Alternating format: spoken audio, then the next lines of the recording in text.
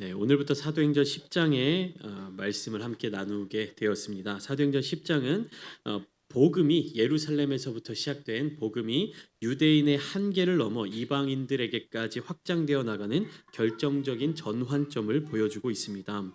시작은 어디였죠? 예루살렘에서 시작되었습니다. 이것은 유대와 사마리아를 거쳐서 이제는 로마 제국의 각 지역으로 퍼져 나가기 시작했습니다. 그 교두보가 바로 오늘 본문 말씀이 담겨져 있는 이 사도행전 10장에서 소개되고 있습니다.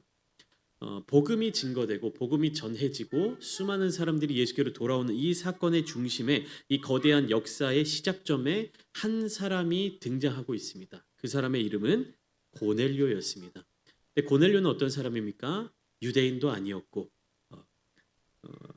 사도도 아니었고 예루살렘에서 그 복음 증거의 시작을 함께 했던 사람도 아니었습니다.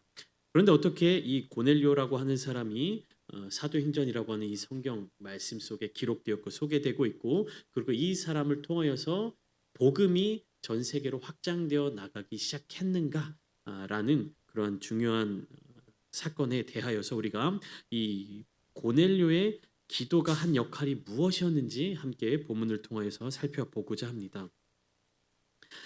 먼저 본문을 보시면 고넬료는 로마 군대의 백부장이었다라고 소개하고 있습니다. 그리고 더불어 어떻게 소개하고 있냐면 하나님을 경외하는 자였고 항상 기도하는 사람이었다, 이렇게 소개하고 있죠. 그가 거주하고 있는 곳은 이방인의 땅 가이사랴 지역이었는데 그는 홀로 하나님을 향한 기도를 올려드렸고 그 기도는 하나님의 응답으로 이어지게 되었던 것입니다. 고넬료의 기도는 어떤 기도였는지, 그리고 그 기도를 통하여 하나님께서 어떻게 역사하셨는지를 함께 보고 우리 또한 하나님의 역사가 이루어져 가는 일에 쓰임받는 기도의 일꾼들이 되시기를 소망합니다. 오늘 본문의 중요한 내용은 무엇이냐? 하나님의 어떤 기도를 들으시냐 하는 것입니다. 하나님은 경건한 기도를 들으십니다. 어떤 기도를 들으신다고요? 경건한 기도를 들으시는 분이십니다.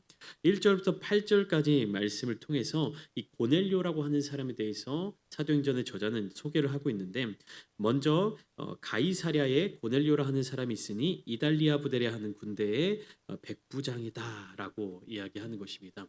가이사랴라고 하는 이 가나안 이스라엘 땅 안에 있는 어떤 도시에 이달리아 사람, 그러니까 외국인이죠, 이방이죠. 이 고넬료라고 하는 백부장이 들어와서 살고 있었던 것이요. 그 지역을 그 지역의 치안을 담당하기 위해서 파병된 군대의 백부장으로서 그 지역에서 임무를 수행하고 있었겠죠. 근데 이 고넬료라고 하는 사람에 대해서 성경이 어떻게 소개하고 있는가?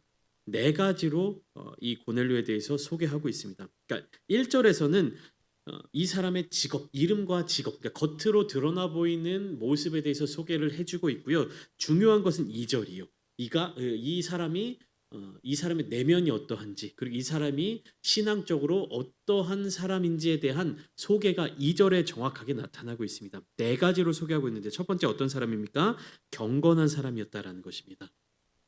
두 번째는 하나님을 경외하는 사람이었고요. 세 번째는 백성을 많이 구제하는 사람이었고, 마지막 네 번째 항상 기도하는 사람이었다라고 소개하고 있습니다. 그러니까 이 네 가지의 소개를 통해서 한마디로 고넬료에 대해서 소개를 하면 그는 이방인이었지만 하나님의 백성답게 살아가는 사람이었다라는 것이죠. 여러분, 경건한 사람, 그리고 하나님을 경외하는 사람, 그리고 구제하는 사람, 결국 이것은 어떤 사람이냐? 하나님의 백성으로서의 삶을 살아가는 삶의 모습이다라는 것이에요. 그러니까 이 모든 소개를 그냥 한마디로 요약하면 고넬료는 하나님의 백성이었다라는 사실입니다.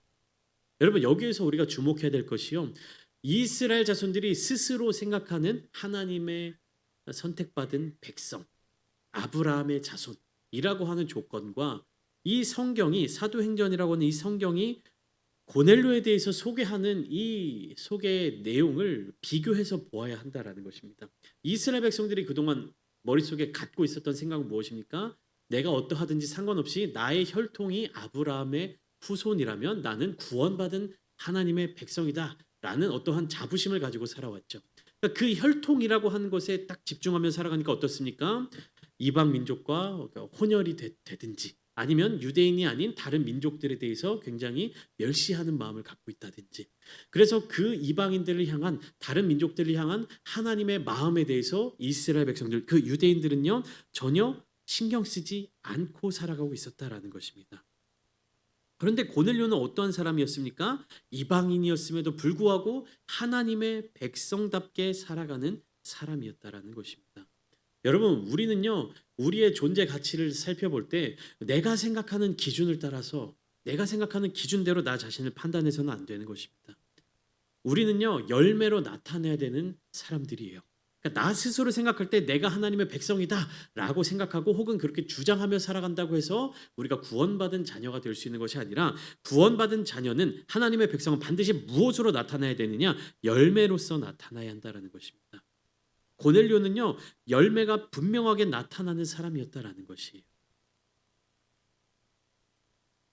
그리고 이 사람은요 이 사람에 대해서 마지막으로 소개하고 있는 것은요 항상 기도하는 사람이었다라는 사실입니다. 우리는 여기서 어떠한 궁금증을 갖게 되는 거예요. 여러분 고넬료는 어떤 기도를 했을까요? 고넬료가 어떠한 기도를 했기에 오늘 본문을 통해서 이 고넬료의 기도가 응답받고 하나님께서 고넬료를 통하여서 베드로를 통하여서 또 고넬료 가정에 세례를 주게 하시는지 여기에 대해서 우리가 깊이 질문을 던져 보아야 하는 것입니다. 그는 하나님을 경외하며 백성을 많이 구제하면서 하나님께 항상 기도하는 사람이었어요. 구제하면서 어떤 기도를 했을까? 고넬료가 하나님 앞에 백성들을 구제하면서 어떤 기도를 했을까? 그러니까 오늘날로 치면 무슨 말이냐? 우리가 헌금을 드리면서 하나님께 헌금을 드리면서 어떠한 기도를 할 수 있을까라는 것입니다. 구제를 한다는 것은 결국에 내가 가진 소유로 다른 사람들을 돕는 것이에요. 하나님께서 명령하신 대로. 그러니까 이것을 오늘날로 조금 이제 바꾸어서 각색해서 생각해 보면 우리가 하나님 앞에 예배드리면서 또 우리가 하나님 앞에 정해진 예물을 드리면서 하나님께 감사하는 마음으로 헌금을 드리면서 우리는 어떤 기도를 할 수 있을까라는 질문을 던져보아야 하는 것입니다. 여러분 이것이 굉장히 중요합니다. 여러분 우리는요 나의 뜻이 이루어지기 위한 기도를 드리고 있습니까? 아니면 하나님의 뜻이 이루어지기 위한 기도를 드리고 있습니까? 자칫 잘못 생각하게 되면요 내가 하나님의 뜻대로 백성들을 구제하면서 어떠한 조건을 충족하면서 기도를 한다라고 하면요 어떻게 될 수 있느냐? 이 기도를 어떠한 조건으로 삼을 수 있다는 거예요. 하나님 제가 하나님 율법 이만큼 지켰습니다. 구제하라는 말씀 이만큼 지켰습니다. 혹은 하나님의 마음을 따라서 이만큼 선한 일을 했습니다. 그러니까 하나님도 내가 기도하는 거 들어주세요라는 이런 조건적인 기도 얼마든지 할 수 있지 않겠습니까? 그러니까 우리가 무엇을 기도하는지, 왜 기도하는지, 어떻게 기도하는지를 깊게 묵상하지 않으면 우리의 기도는요 자연스럽게 이렇게 흘러갈 수 있게 되는 거예요. 무엇입니까?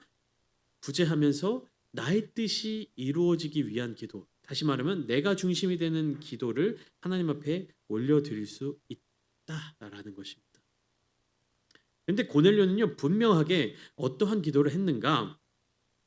본문 속에는 어떠한 기도를 했다라고 기록하고 있지는 않지만 이후에 이어지는 말씀들을 묵상하며 고넬료의 기도에 대해서 우리가 곰곰이 생각을 해보면 고넬료는요 그 자신의 뜻이 이루어지기 위한 기도가 아니라 하나님의 뜻이 이루어지기 위한 기도를 했다는 사실을 알 수가 있습니다.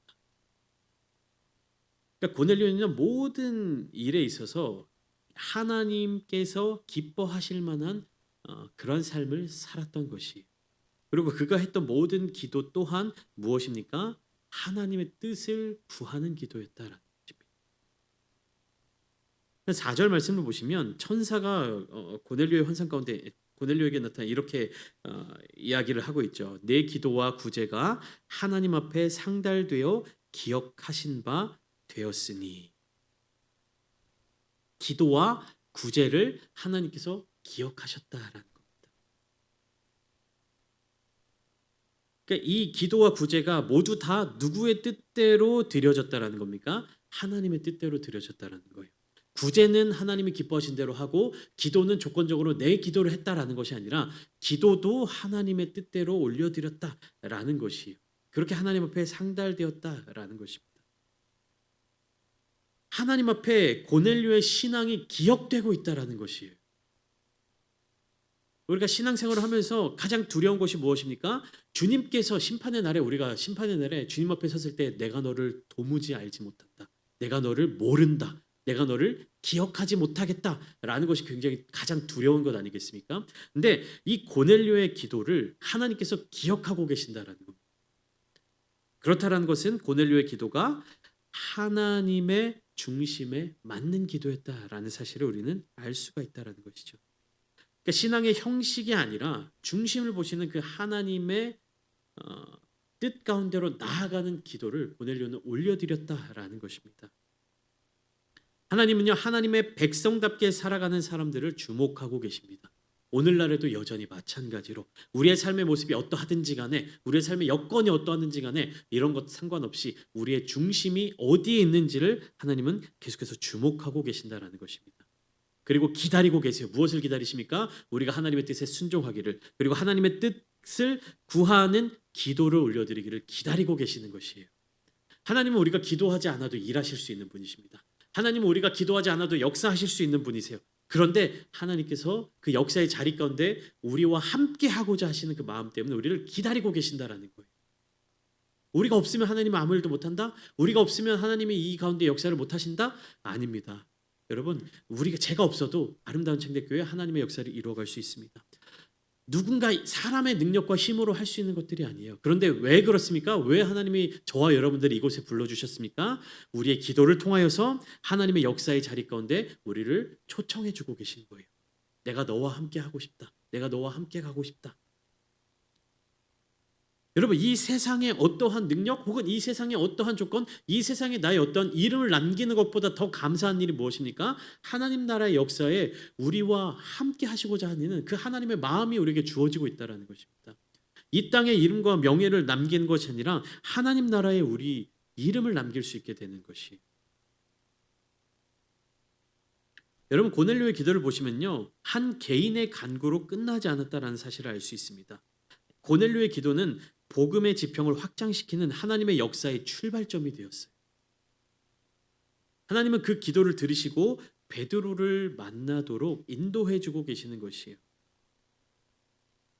그래서 하나님은 9절부터 16절까지 말씀을 통해서 기도하고 순종하는 사람에게 새로운 지평, 새로운 시각을 열어주신다라는 사실을 보여주고 계시는 것입니다. 여러분, 우리가 신앙생활을 하면서 우리가 일상에서의 삶을 살아가면서 답답함을 느낄 때가 많이 있습니다. 앞길이 보이지 않고 어떻게 내가 경험하고 있는 이 문제들을 해결해야 하는지 큰 고민에 빠져 있는 경우도 많이 있습니다. 그런데요, 하나님께 기도하는 사람, 그리고 하나님의 말씀에 순종하는 사람들에게는요, 하나님이 새로운 눈을 뜨게 해주신다라는 것입니다. 영적인 눈을 열게 만들어 주신다라는 거예요. 우리가 육신의 눈을 가지고 육신의 것들을 바라보면서 두려워 떨고 있는 그 순간 가운데 하나님을 신뢰하며 하나님을 의지하며 하나님을 믿으며 기도하며 나아갈 때 하나님께서 영의 눈을 열어 주신다라는 것입니다. 영의 길을 안내해 주시고 보여 주신다라는 거예요. 그래서 사람의 지혜로, 사람의 능력으로, 사람의 힘으로 할 수 없는 모든 것들을 하나님의 역사와 하나님의 질서로서 인도해 주신다라는 것입니다. 고넬료가 그 천사의 말을 통하여서, 환상 속에서 본 천사의 말을 통해서 욥바에 있는 베드로를 불러와라라고 해서 그 다음 날 고넬료가 욥바로 세 사람을 보내죠. 집안 하인 두 사람과 부하 가운데 경건한 사람 하나를 불러서 세 사람을 욥바로 보냅니다. 고넬료가 보낸 사람들이 욥바에 가까이 갔을 때 베드로는 무엇을 하고 있었느냐? 때를 따라 기도하기 위하여서 지붕에 올라가고 있었다. 기도하고 있었다라고 우리가 이해하면 됩니다. 고넬료가 기도하는 과정 가운데 하나님의 음성을 듣고 하나님의 말씀을 듣고 환상을 보고 순종했을 때 그 순종의 과정이 이루어지는 그 시간에 또 한 사람의 기도가 하나님 앞에 올려지고 있었다라는 것입니다. 각자의 자리 가운데 기도하며 순종할 때 하나님의 역사가 이루어져 가는 것을 보게 되는데, 여러분, 베드로가 지금 욥바에 있는 것은 우연이 아니에요. 그냥 어쩌다 보니 베드로가 욥바에 가 있는 것이 아닙니다. 고넬료가 열심히 기도하네. 고넬료가 기도하는데 막 기도를 들어보니까 근처에 베드로가 있네. 야, 두 사람이 만나게 하면 딱 좋겠다 하나님이 이렇게 하신 것이 아닙니다. 즉흥적으로 움직이게 하신 것이 아니에요. 하나님은요, 고넬료가 기도하는 그 기도를 이루시기 위하여서 베드로를 그곳으로 보내셨던 것이에요. 베드로가 지금 욥바 무두장이 시몬의 집에 머물러 있는 이유는 무엇입니까? 우리가 사도행전을 거꾸로 한번 거슬러 올라가서 다시 사도행전 7장에서부터 이야기를 시작해 보겠습니다. 사도행전 7장에 어떤 사건이 있냐면 스데반 집사가 순교하는 사건이 일어납니다. 스데반 집사가 순교하는 것을 시작으로 예루살렘에 있는 교회에 큰 박해가 있어서 사도 외에는 다 유대와 사마리아 모든 땅으로 흩어지게 되었어요. 예루살렘 교회에 머물러 있던 성도들이 이제 유대와 사마리아 땅으로 흩어져 나가는 것이, 예루살렘에 머물러 있다가 도망쳐 가는 것이죠. 점점 예루살렘으로부터 멀어지는 곳으로. 그렇게 흩어지는 과정 가운데 사도행전 8장부터 이제 9장에 무슨 일이 또 일어납니까? 사울이라는 인물이 등장해요. 스데반이 죽는 것을 마땅히 여겼던 사울이라는 인물이 등장해서 예루살렘에 있는 성도들을 핍박하고, 그 다음에 예루살렘에 있는 성도들이 저기로 도망가니까 그 도망간 성도들을 잡아오기 위해서 공문을 가지고 다메섹으로 향하여 갑니다. 출발해서 갑니다. 근데 그 다메섹으로 가는 길에서 어떤 사건이 일어납니까? 사울이 예수님을 만나게 되는 사건이 일어나게 되었어요. 그리고 사울이 회개합니다. 회심하여서 유대인이 아니라 그리스도인들을 잡아오기 위해서 다메섹으로 가던 이 사울이 이제는 그곳에서 곳곳을 두루 다니며 예수 그리스도의 복음을 증거하는 증인으로서의 삶을 살아내게 됩니다. 이 사울이 복음을 전하게 되면서 어떠한 일이 일어났느냐? 사도행전 9장 31절, 그리하여 온 유대와 갈릴리와 사마리아 교회가 평안하여 든든히 서가고 주를 경외함과 성령의 위로로 진행하여 수가 더 많아지니라. 예루살렘에서 성도들이 도망갔던 이유는 뭡니까? 핍박과 박해가 너무 커졌기 때문에. 그래서 막 허둥지둥 도망갔는데 그 도망간 곳에서 무슨 일이 일어났느냐? 기적과도 같이 그 짧은 시간 안에 모든 그 교회들이 평안하고 든든히 서가고 수가 더 많아졌다라는 것이. 도망갔던 성도들을 잡기 위한 사울이 회심하게 되고, 도망갔던 성도들이 불안정한 삶의 어떤 여건들을 이겨내고 하나님의 지켜주심과 보호하심으로 말미암아 교회를 든든히 세워갔다라는 것입니다. 그러니까 곳곳에 이제 교회들이 막 세워지기 시작한 겁니다. 복음이 막 전파되기 시작한 겁니다. 그래서 사도들이 그렇게 세워진 교회들을 신방하기 시작한 거예요. 이렇게 막 급격한 성장이 일어나니까 곳곳을 돌면서 성도들을 신방하고 위로하고 가르치기 위해서. 그래서 베드로가 사도들은 예루살렘에 머물러 있었는데 성도들은 온 땅으로 흩어지고, 사도들은 핍박이 있음에도 불구하고 교회를 지키기 위해서 예루살렘에 머물러 있다가 이제 각각의 곳곳의 지역마다 교회가 성장하고 교회가 자리를 잡으니까 이제 사도들이 그곳으로 각각 흩어져서 이제 성도들을 신방을 하고 있는 것입니다. 베드로가 그렇게 신방하다가 룻다에도 내려가게 되었고, 거기서 중풍병으로 누운 지 8회가 지난 애니아를 만나서 낫게 했죠. 그때 욥바라고 하는 곳에서 다비다라는 여제자가 병들어 죽게 되었을 때 제자들이 룻다라고 하는 곳에 베드로 사도가 와 있다라는 소식을 듣고 베드로를 모시러 갑니다. 베드로가 처음에 예루살렘을 떠나서 어디로 갔냐면 여기저기 돌아다니다 룻다로 갔습니다. 그리고 룻다에서 다비다의 집으로 초청받아서 욥바로 가게 된 겁니다.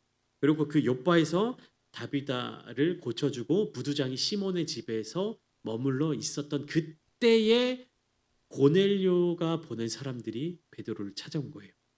제가 굉장히 길고 장황하게 사도행전 7장의 말씀부터 쭉 설명을 드렸는데 이해가 되십니까? 지금 베드로가 욥바에 있는 것은요, 하나님의 인도하심을 따라 그곳에 있었던 것이.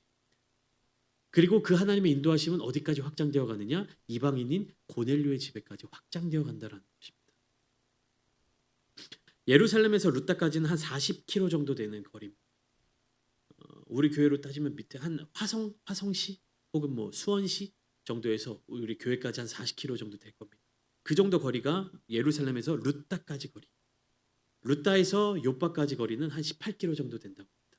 여기서 한 뭐 차로 가면 김포공항 정도까지. 이제 그리고 요바에서 가이사랴라고 하는 동네까지는 한 50km 정도 떨어진 곳이에요. 그러면 김포공항에서 한 하남 정도까지, 양주 정도까지, 어, 양주죠. 하남이 아니라 양주 정도까지 가면 그 정도 거리가 되는 거예요. 오늘날로 따지면. 그러니까 그 길이 그냥 베드로가 가고 싶은 대로 가고 그냥 그 순간에 어떻게 가고 한 것이 아니라 하나님께서 예루살렘에서 루따로, 루따에서 요바로, 요바에서 가이사랴로 다 예비하시고 인도하신 길이었다라는 것입니다. 그 인도하심 가운데 베드로와 고넬료가 만나게 되었다라는 것이. 그리고 이 두 사람은 각각의 자리에서 무엇을 하던 사람이었습니까? 기도하던 사람이었다. 여러분, 기도는요 반드시 하나님의 인도하심과 연결이 됩니다. 연결이 되어야만 합니다. 성령 하나님의 인도하심을 쫓아 기도하는 자들이 하나님의 역사의 자리 가운데로 나아갈 수 있는 것이에요. 고넬료의 기도 가운데 나타난 환상, 그리고 베드로의 기도 가운데 나타난 환상 또한 베드로의 입장에서 살펴볼 때 이게 도대체 무슨 뜻인가라고 의아해하고 있었던 것이요. 제가 환상의 내용은 워낙 유명한 본문이니까 구체적으로 말씀드리진 않겠습니다. 근데 베드로는 도대체 이 환상이 나에게 보여진 까닭이 무엇인지 깨닫지 못하고 있었어요. 근데 그 순간 성령이 베드로에게 말씀하십니다. 19절과 20절 말씀을 연이어서 간단하게 보시면 성령이 베드로에게 이렇게 말씀하시죠. 두 사람이 너를 찾으니 일어나 내려가 의심하지 말고 함께 가라. 내가 그들을 보내었느니라. 이렇게 말씀하십니다. 베드로는요 기도 중에 성령의 인도하심을 받았던 것이. 기도는요 그렇게 단순한 어떤 종교적 행위가 아니라 나의 뜻을 구하는 시간이 아니라 성령의 인도하심을 기다리며 성령의 세밀한 음성을 듣는 자리입니다. 그렇게 기도가 깊어지면 깊어질수록 사람은요 감정을 따라 움직이는 것이 아니라 하나님의 뜻을 따라 움직일 수 있게 되는 것입니다. 여러분, 그것이 기도예요. 내가 무엇인가를 원한다, 내가 무엇인가를 하고 싶다, 내가 무엇인가를 이루고 싶다라고 하는 간절한 염원을 반복해서 말하는 것이 기도가 아니라 하나님의 뜻이 무엇인지를 깊이 묵상하고 하나님께 묻고 듣고 순종하는 과정이 기도인 거예요, 여러분. 나의 삶에 어떠한 큰 사건이 일어났습니다. 그 사건을 해결하기 위해서 정말 간절히 기도해야만 될 것 같아요. 그러면 우리는 어떻게 기도해야 됩니까? 하나님, 이 문제를 해결해 주세요 라고 기도할 수도 있지만, 이거 없애주세요, 이 어려움 없애주세요, 뭐 도와주세요 라고 기도할 수도 있지만, 그렇게만 기도하는 기도는요 어린아이와 같은 기도예요. 그렇게 시작하는 기도라고 할지라도 그 기도가 어떻게 연결되어야 하냐면, 하나님, 나의 삶을 통하여서 하나님께서 이루실 뜻을 구합니다. 하나님의 뜻을 저에게 보여주세요. 제가 어떻게 해야 하는지 하나님 음성을 들려주세요 라는 기도를 이어가야 하는 것이에요. 하나님, 이 어려움 해결해 주면 제가 어떻게 할게요. 그리고 조건적인 기도가 아니라 하나님, 이 문제 해결해 주면 제가 하나님 헌금 뭘 어떻게 할게요. 하나님, 제가 이 문제만 해결해 주면 제가 교회 열심히 예배 안 빠지고 열심히 나갈게요. 이런 조건적인 거래와 같은 그러한 신앙생활이 아니라 무엇입니까? 하나님, 저의 삶을 통하여서 하나님께서 이루고자 하는 역사가 무엇인지 알려주십시오. 하나님, 제가 이 하나님의 그 사명을 감당하기 위해서 이겨내야 될 것, 견뎌내야 될 것 알려주시고 함께 해주십시오. 우리의 기도가 이러한 기도가 되어야 하지 않겠습니까? 한마디로 이야기하면 기도는 단순히 문제 해결의 도구가 아니에요. 내가 어려운 일이 있을 때, 내가 힘든 게 있을 때 그것을 해결하기 위한 어떤 도구가 아니라 하나님의 뜻이 이 땅에 이루어지는 과정에 우리가 참여하는 통로인 것입니다. 그래서 기도는 우리의 시야를 넓히고 우리의 시선을 바꾸고 닫힌 마음을 열며 하나님의 시선으로 세상을 바라볼 수 있도록 만들어주는 것입니다. 오늘 우리에게도 하나님은 동일하게 말씀하세요. 내가 기도하는 그 자리가 내가 일하는 자리다. 하나님의 동역자가 되셔야 합니다. 여러분, 하나님께서 동역자가 고통받고 있는데 가만히 내버려 두시겠습니까? 하나님의 동역자가, 하나님의 동반자가, 하나님과 동행하는 자들이 이 어려움 때문에 걸음을 나아가지 못하는데 하나님 그것을 가만히 내버려 두시겠습니까? 하나님과 함께하는 자가 그렇게 고통 가운데 신음하는데 하나님이 그것을 내버려 두시겠습니까? 하나님의 역사를 바라보는 기도를 하는 아름다운 참된 교회가 되기를 소망합니다. 사랑하는 여러분, 우리가 하나님께 드리는 기도는요, 결코 사라져버리는 기도가 아닙니다. 그 기도는 하나님의 기억 속에 새겨지고 때가 되면 하나님의 놀라운 역사로 나타나게 될 것입니다. 고넬료의 기도가 복음의 문을 열었듯이 우리의 기도도 이 시대의 새로운 문을 열 수 있습니다. 오늘도 하나님은요, 기도하는 자를 찾고 계십니다. 오늘도 하나님은요, 기도하는 자를 기다리고 계십니다. 그리고 그 기도를 통하여서 하나님의 일에 동참할 사람을 부르고 계십니다. 나는 부족할지라도, 나는 아무것도 갖지 못한다 할지라도, 나는 고통 중에 빠져 있는다 할지라도 나의 능력이 아닌 하나님의 능력을 의지하는 진정한 기도의 용사들이 되십시오. 기도의 용사가 되어서 하나님의 역사의 자리 가운데 함께 참여하는 우리 모두가 되기를 소망합니다. 그렇게 하나님의 역사를 함께 이루어갈 때 이 땅에서 천국의 기쁨을 함께 누리시게 될 줄 믿습니다. 그 천국의 기쁨을 굳건하게 붙잡고 저 천국에 가는 그날까지 담대한 마음으로 소망을 굳게 새기며 나아가시는 저와 여러분들 되시기를 주님의 이름으로 축원합니다.